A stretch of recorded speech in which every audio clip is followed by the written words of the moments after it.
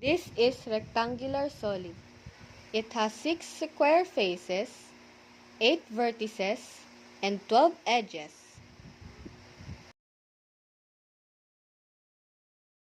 This is cube.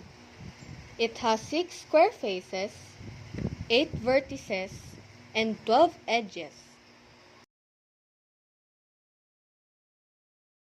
This is prism. It has 5 faces, 9 edges, and 6 vertices.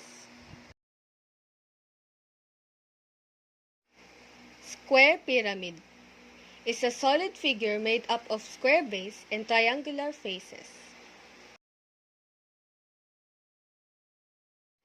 Cylinder is a solid figure that has 2 circles and a curved lateral face.